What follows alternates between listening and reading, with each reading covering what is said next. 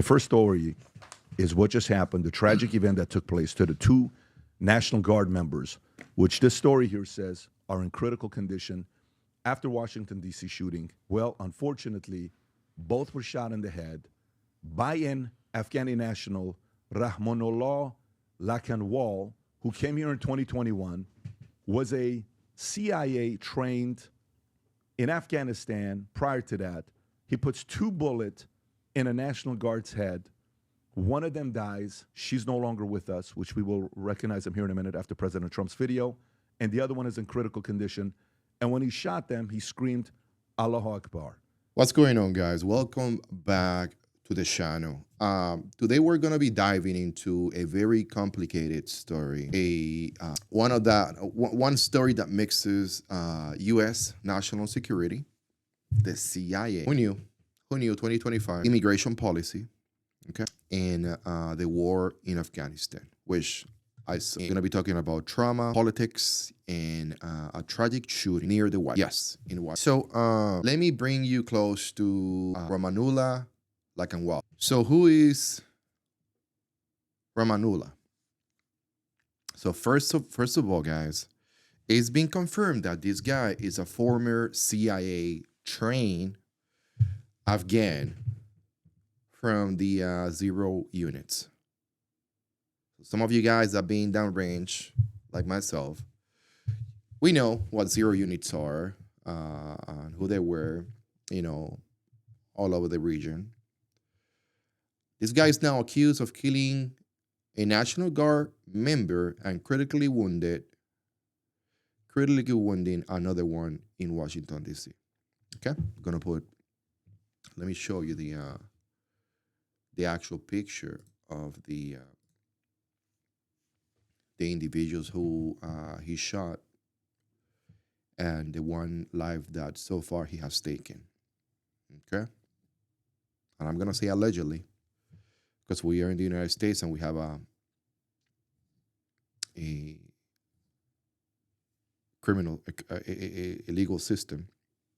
So we should call it criminal system because these systems are helping more criminals than anything else. Here's President Trump reacting to it. Go for it, Rob.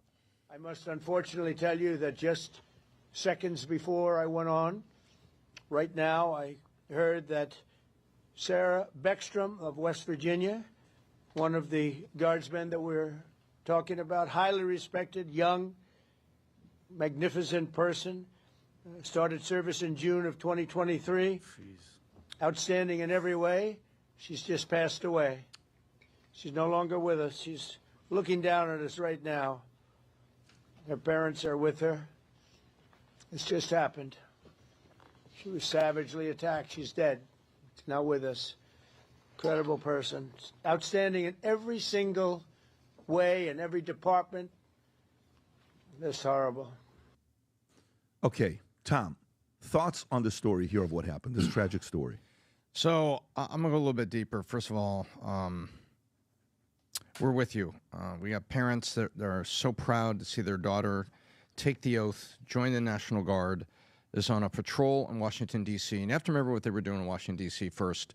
They were on patrol there, making a city safe, serving fellow citizens, making a city safe. And by all accounts, you had a city that was completely different for the average citizen that was there. And you had the mayor and other people having to admit it, not being covered in media, but having to admit it. And she goes out there to serve, and it's her first day of service. She gets paired up because you have the patrols with the buddy system, and out there patrolling, just trying to keep it safe. And this trained individual with military training comes up and does execution-style hit on both of them. And it's horrifying. So my first thoughts is with parents that were so proud on 1 minute, but they're now thrust in the middle of national headlines and grieving the loss of their daughter. Now I get to what happened. I am really worried that we are in the early innings of a color revolution. I am really worried that this could be a false flag operation that this guy was used by the intelligence community, I'm worried. Do I have facts? No. Do I have documents? No. But I'm really worried when I see things like this that are designed to incent us to get up there. And when I look at color revolutions and false flags, they talk about delegitimizing leadership. Check, they're after Trump. They talk about making illegitimate, which is actually normal governance. Check. They talk about, cause the military to defect and get a small sect of the military willing to go against the leadership. Check. The seditious six, it's a playbook, and trigger defections within those groups. Check. So I see all this stuff, and you may say, hey, Tom, you're seeing shadows in the distance. I don't think so. I don't think so neither. I think that what we're seeing right here is something that is happening in front of our faces, guys. And I share his opinion. I am very worried as well for the country. Let me tell you something.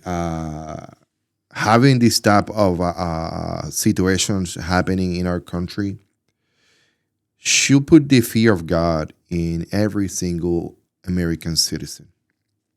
Because we are living in what I think is one of the most difficult times in our times, in our living times. What's behind this tragedy is much bigger than situations that the media is covering. Okay, how the U.S. evacuated nearly 10,000 of these elite Afghanistan fighters. Okay, when the drawdown, when Biden took all these people out of Afghanistan, we didn't knew who was going to turn this way. This is why you need to individually, one by one, you have to do a full interview. You need to do a full review of the records, mental state, family situation, connections to different groups. Even though after you serve in as for the CIA in this zero unit, because while you're there, and let me tell you guys, while you're there serving for the zero unit, you are just another paycheck. You go home. Come back, you work for your unit. Sometimes you just stay with your unit for a long period of time, but then you go back home. Your family's there. Everybody knows that you work for the unit. Everybody knows what kind of intel you're bringing. Everybody knows. And we take them and we bring them in and we thinking, oh, they're helping us so much. But it's like in the United States, when people are when these how you call it, when these cartels are trafficking drugs, they send the small fishes up front to distract, to get the attention of the police, and then boom. Right after these fishes, they send 5, 6, 7, 10 semis full of drugs. While the police is busy, occupied, taking a car with 50, 100,000, or 15 cars with $100,000. That's 1.5 million. They sending trucks full of poison to other states worth in the billions.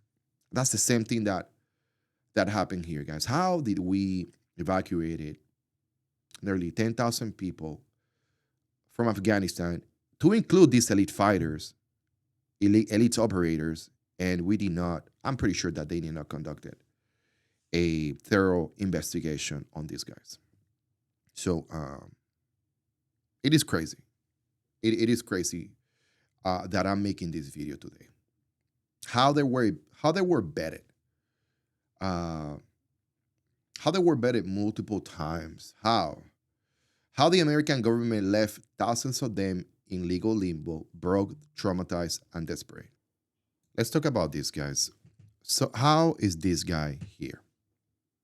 How is he here? And let's talk about that. Listen. All this, besides the fact that she was doing her job, and the crime is significantly down, and the people of Washington actually like it. This was all a plan, tactical invasion from Alejandro Mayorkas and the Biden administration, okay? Besides the open border, let's take that and put that to the side. How horrible was the Afghani withdrawal? Take a second and think about that, okay? That was the way of Biden's first. At least he stopped the war. Did you guys see the videos of the worst withdrawal ever. And 60,000 of these people. Pat, Rob, can you show the photo I sent you on Slack of that plane? Guys, remember when the plane was taking off, Pat? People are running by that C-130 and people are hanging on and jumping off and dying, okay? That's it. This is Trump's tweet. This is part of a horrendous airlift from Afghanistan. Hundreds of thousands of people poured into the country, totally unvetted and unchecked. We will fix it, but we'll never forget what crooked Joe Biden and these thugs did to our country. And if you guys think about this, we bombed the hell out of a country, okay? Then you're going to let... Who the hell hires like that? Who recruits like that? Who hires... Always bring it down to the most simplest concept. What company, if you ever started, would you just say, here, hire those 600 people, don't vet them, don't interview them, don't call references?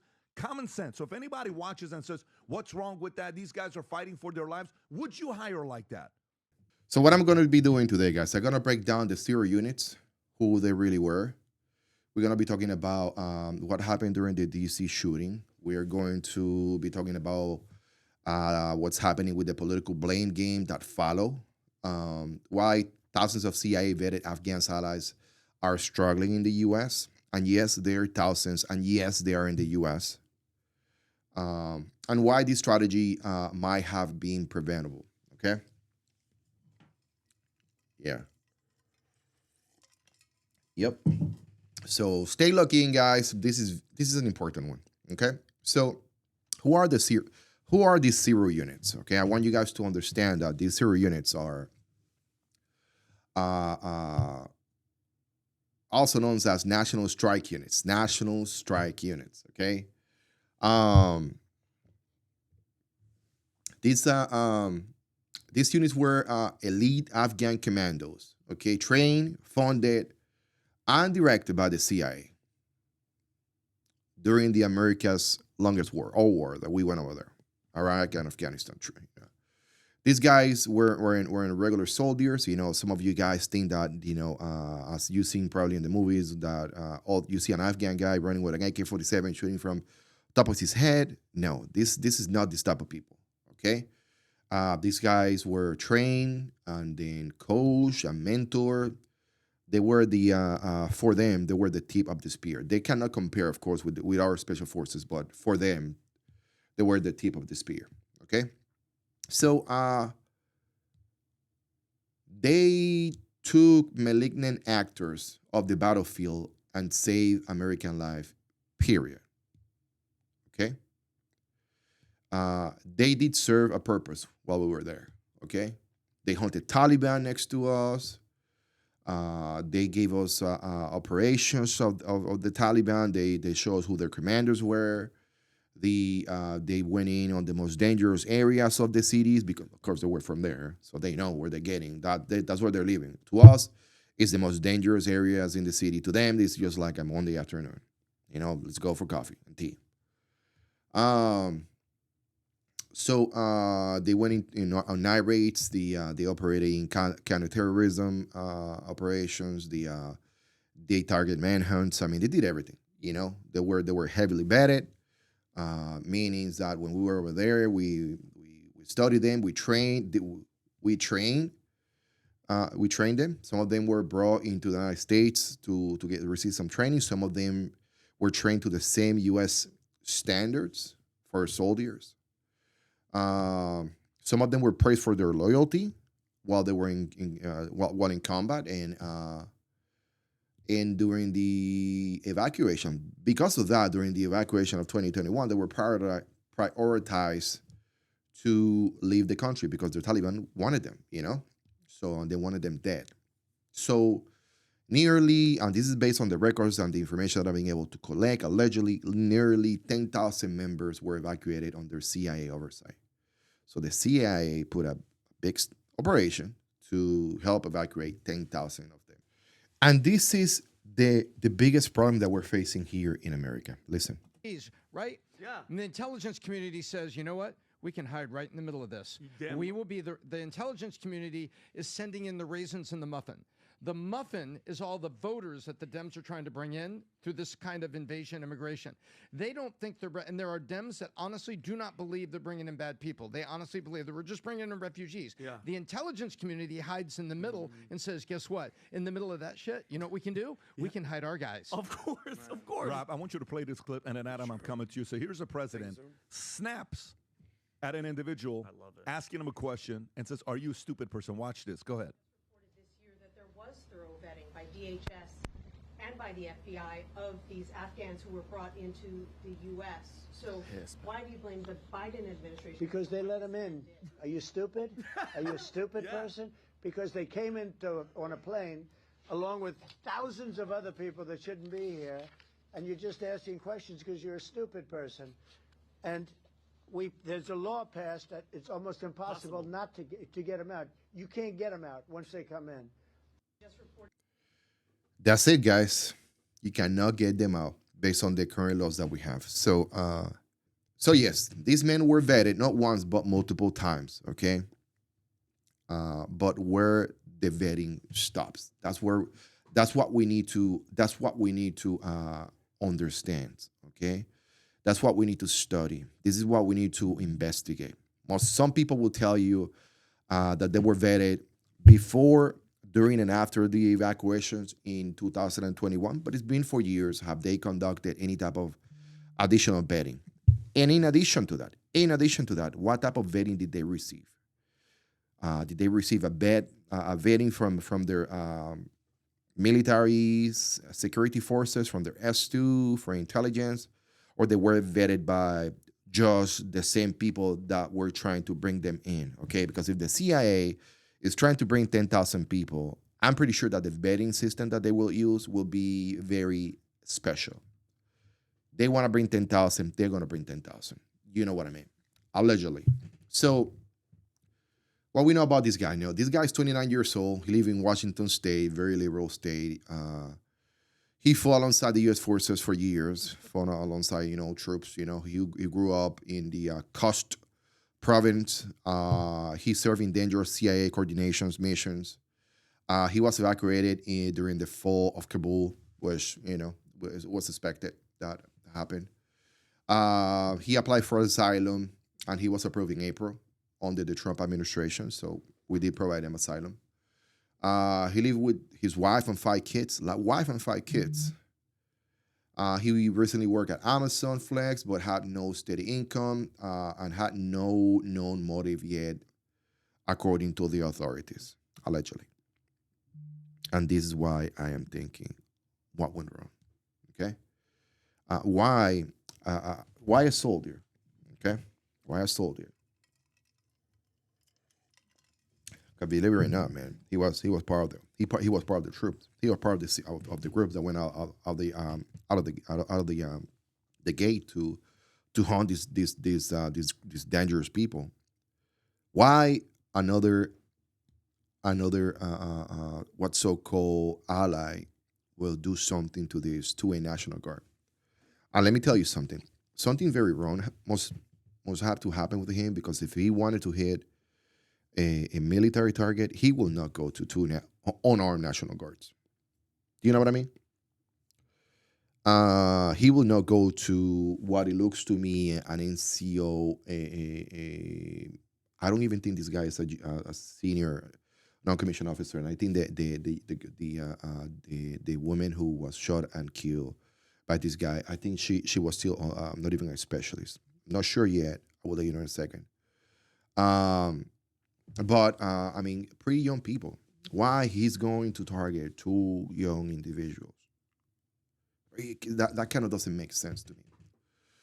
So what happened on the shooting? Okay, so this guy is being accused, and he's in custody for the shooting of Sarah Beckstrom, 20, who she was killed, and Andrew Wolf, 24, critically wounded. Okay. So this guy was shot and arrested, okay, and no motive has been released yet. So the political firestorm that is happening because of this event, it's that Right now, President Trump is calling for a full review of all Afghan people that were admitted during this operation. Okay, in 2021, can't blame the man. Okay, he put a halt to processing new immigration cases, and I think that this is the right course. Okay, nobody else coming to the country until we find out who is actually in the country and what is our risk level as Americans for the American people. Okay, great job. So some people in Trump's teams are claiming that Biden didn't vet this individual properly. The CIA, the CIA hasn't taken a responsive stand of this. Most people in the news will tell you, no, he was properly vetted because the CIA vetted him multiple times, X, Y, and Z.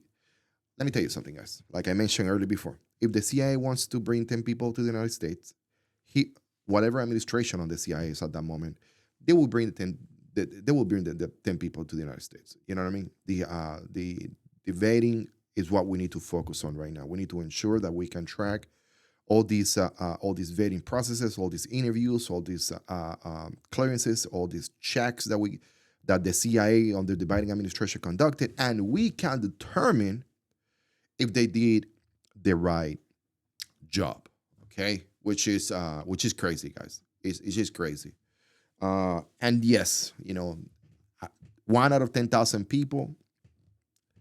And we call it, but what we're doing all this for all 10,000 or for all Afghans who are here, for all immigrants. One life is way too much of a cost for us as Americans not to do this. We need to do this. We need to do this, okay? So some of the things that are happening is that thousands of these people who were on the zero units, who are veterans of those units, they are in legal limbo in America right now. Some of them have no work permits, no clear immigration status, no paths to citizenship, no counselors for trauma, no stable income, and no end in sight. Okay, but and let me tell you something. They are much better here. They have more. Let me rephrase that. They have much better living conditions here. Doesn't matter what they will have if they were left in Afghanistan with the Taliban. Okay? So I seen a lot of people from the CIA. There's a former CIA commander have a big congress for help. They are saying that without our help, they are trapped, and there have been cases of suicide. So to that, let's add that they also now have a case of homicide on their hands. So yes, these individuals need to be tracked down. We need to find where they at.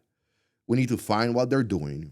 We need to find about their whereabouts, and we need to monitor these individuals very closely. What we call it the fail fix, what I call the fail fix, okay? So what we need to do with this legal immigration status for everybody on the zero units, to the zero units veterans, let's call it that way. They need to go through a process. They need to go through a fast but accurate, steady process so we can properly vet their status or the legal status of them in the United States.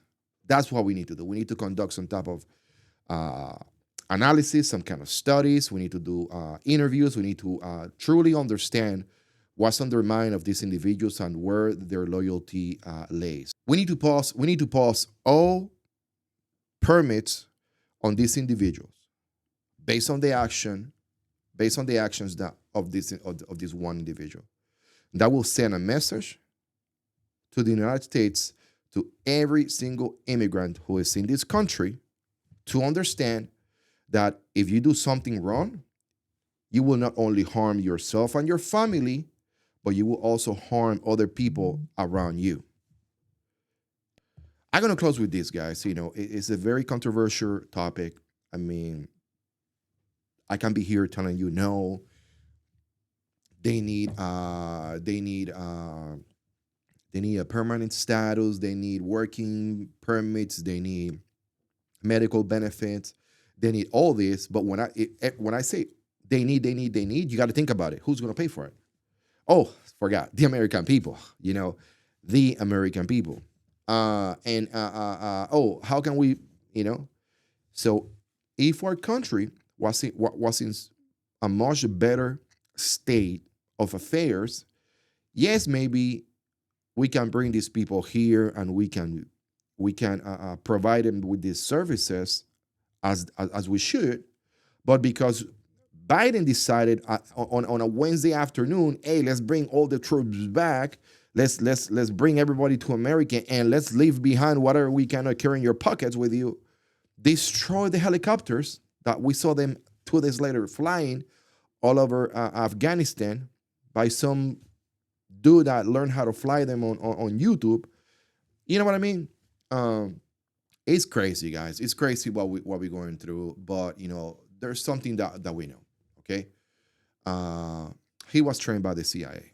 It's crazy. Okay, the crisis that we're facing right now is more real than what you think. Because today was 2 National Guards members, but tomorrow could be you, could be me. And if the Trump administration doesn't, which I think is the only administration who is capable enough to put a stop to this, if they don't take action now and investigate the real status of all these individuals and make sure that, you know, we don't have any more rogue agents out there trying to commit the next major crisis in America, we're in pretty bad shape. So I really hope that this is taken care of. So without any other comments, guys, if you have any questions for me on this topic, let me know in the comment section below. I'll be answering to this video until the end of the week. So thanks so much for watching.